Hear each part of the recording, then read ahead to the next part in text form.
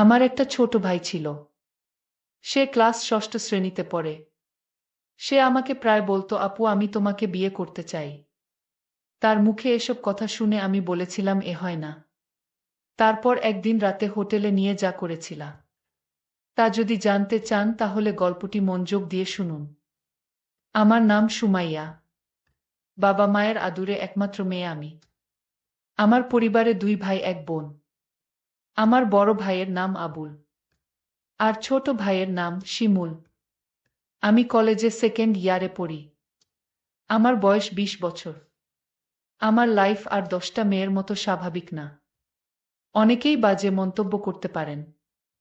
কিভাবে বিচার করবেন সেটা আপনাদের ইচ্ছা। আমি কলেজের ফার্স্ট ইয়ারে পড়ি। আমার ছোট ভাই শিমুল মাত্র ক্লাস ষষ্ঠ শ্রেণীতে পড়ে। শিমুলকে আমি ছোটবেলা থেকে অনেক স্নেহ করতাম। শিমুলকে আমি বোকা ভাবতাম, কারণ ও সব সময় বোকা হয়ে থাকত।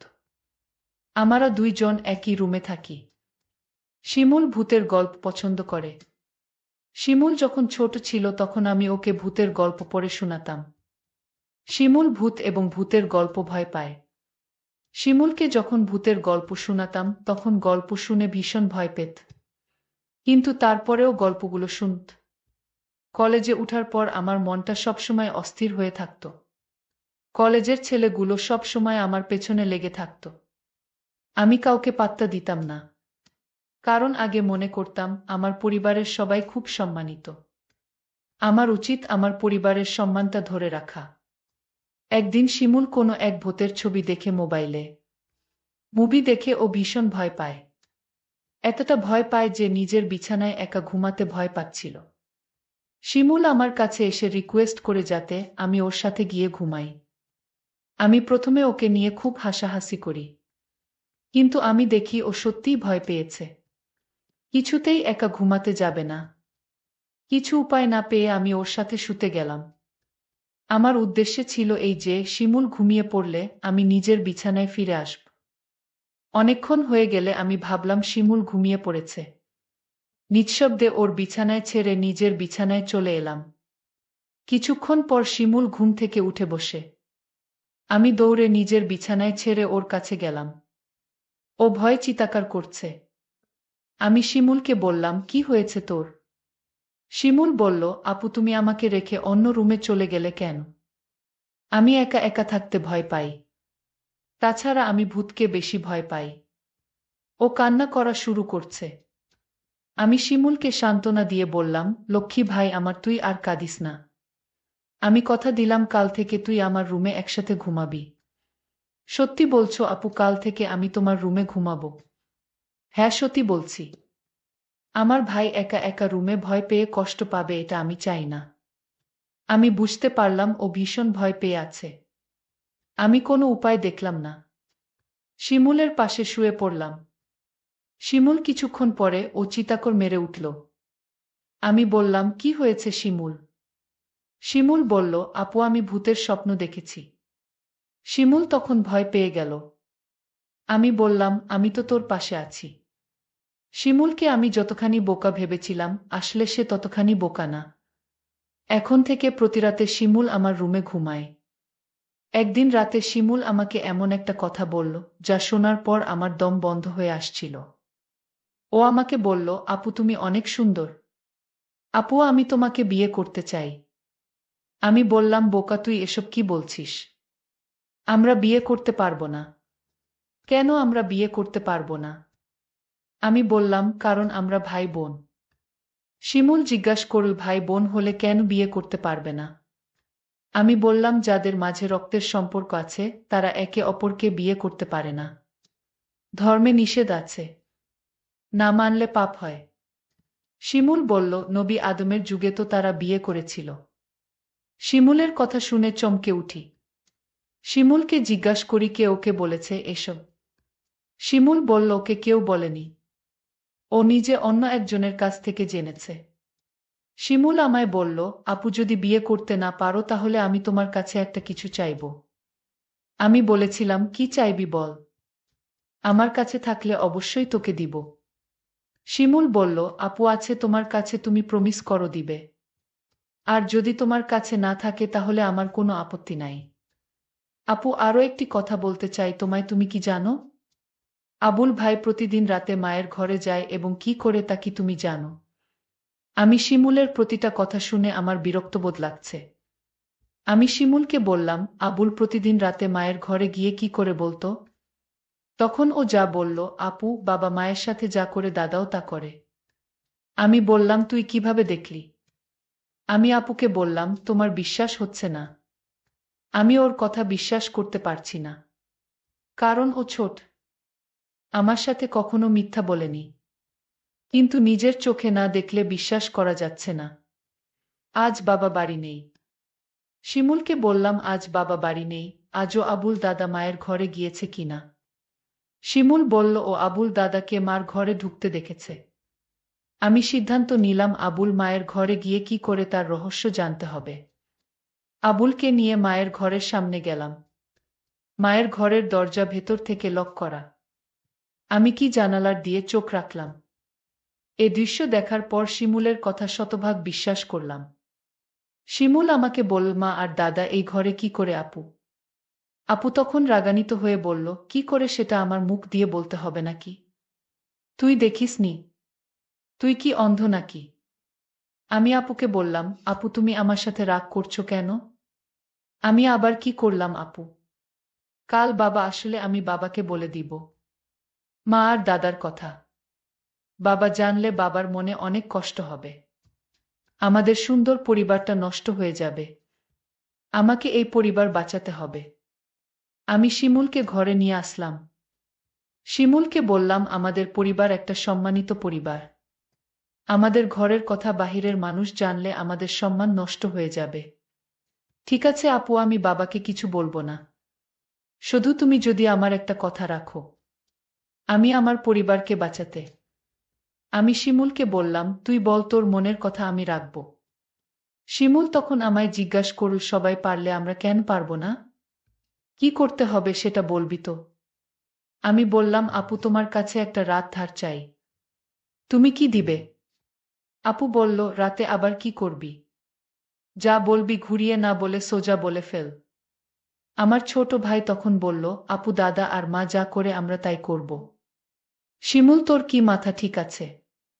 তুই কি বলছিস একবার ভেবে দেখেছিস? আমি আপুকে বললাম, তুমি আমার কথা রাখবে কি সেটা বলো। আমি বললাম, নিয়ম নেই। শিমুল জানতে চাইল, নিয়ম কারা বানায়? আমি বললাম, বড়রা। শিমুল বলল, বাবা সবার বড়। শিমুল বাবাকে বলে নিয়ম বানাবে। শিমুলকে বাবার কাছে যাওয়া থেকে আটকাতে হবে। কিন্তু শিমুলকে কোনোভাবে বোঝানো যাচ্ছে না। আমি ভাবলাম, শিমুল খুব বড় নয়, সবে ক্লাস ষষ্ঠ শ্রেণীতে পড়ে। তাছাড়া ও বোকা, মানসম্মান বিষয়ে তার কোনো জ্ঞান নেই। আমি বললাম, আমি যদি শিমুলের কথা রাখি তাহলে ওকে চুপ রাখা যাবে। মা আর দাদার ঘটনা বলা যাবে না। আমি বললাম, শিমুল তোর কথায় আমি রাজি। তবে একটা শর্ত আছে। শিমুল বলল, কি শর্ত আপু? আগামী মাসে বাবা মা আমাদের পরিবারের সবাই ঘুরতে যাব চট্টগ্রাম। আর যেদিন আমরা চট্টগ্রাম যাব সেদিন তোর ইচ্ছা পূরণ করব। আমি বললাম, ঠিক আছে। আমি সেই অপেক্ষায় রইলাম। 1 মাস পর বাবা আর মা আমাদের সবাইকে ডেকে বললেন তারা চট্টগ্রাম যাবেন ঘুরতে। তাই আমাদের সবাইকে জানিয়ে দিলেন। আমি বাবার কথা শুনে আমার অনেক ভালো লাগছে। এতদিন পর আমার মনের ইচ্ছা পূরণ হবে। আজকের মতো আমি খুশি কোনোদিন হয়নি। আমরা চট্টগ্রামের উদ্দেশ্য করে রওনা দিলাম। তারপর চট্টগ্রামের এক হোটেলে গিয়ে আমাদের পরিবারের সবাইকে নিয়ে উঠলাম। শুধু 2টো রুম ভাড়া নিতে পারলেন। বাবা আর মা নিজেদের জন্য একটা রুম নিলেন। আর আমাদের 3 ভাই বোনদের জন্য অন্য রুমটা দিলেন। আমরা সারাদিন চট্টগ্রামের দর্শনীয় স্থান ঘুরলাম। সন্ধ্যায় ক্লান্ত হয়ে হোটেলে ফিরলাম। ফ্রেশ হয়ে খাওয়া দাওয়া সেরে যে যার রুমে চলে গেলাম ঘুমানোর জন্য। রুমে 2টো ডাবল বেড ছিল। একটাতে আমি শুলাম আর অন্যটাতে শিমুল আর আবুল দাদা। আমরা সবাই ক্লান্ত ছিলাম, তাই বিছানায় শুতেই চোখে ঘুম চলে এলো। আবুল দাদা ঘুমিয়ে গেছে।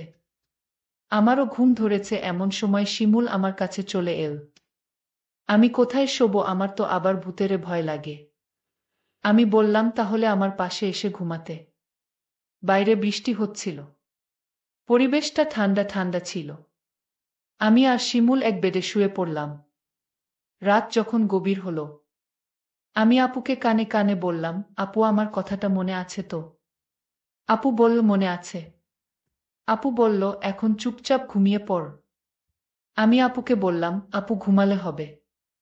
তাহলে তুমি যে আমায় কথা দিয়েছিলে তার কি হবে?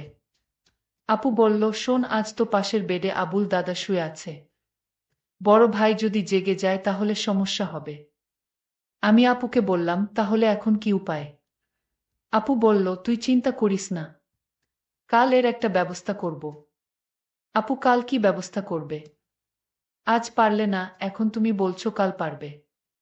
আমি তোরে কথা দিলাম, তুই একদম ঠান্ডা মাথায় ঘুমা। দেখিস আমি সকালে কি করি।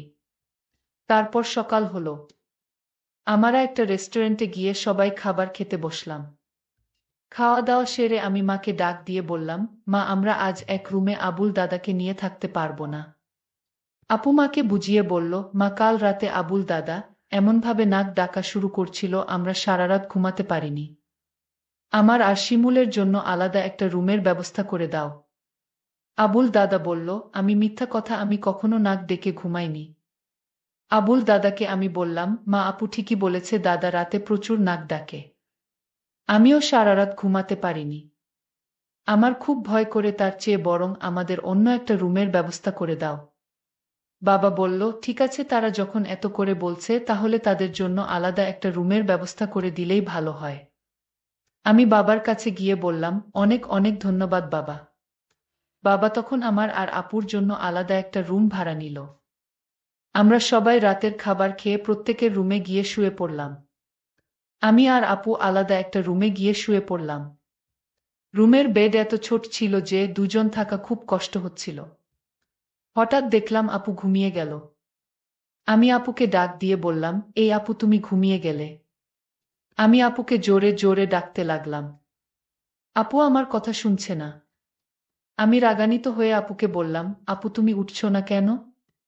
কিছুতেই আপু আমার কথা শুনছে না। আমি আপুকে গ্লাস থেকে পানি নিয়ে তার মুখে ছিটা দিলাম। তাও আপু উঠছে না। আমি আপুকে বললাম, এই আপু, আমি কিন্তু এখনই বাবাকে দাদার ঘটনা সব বলে দিব। তুমি যদি না উঠো। তাও দেখছি আপু উঠেনি। আমি ভয় পেয়ে গেলাম। আপু ঘুম থেকে কিছুতেই জাগাতে পারছি না।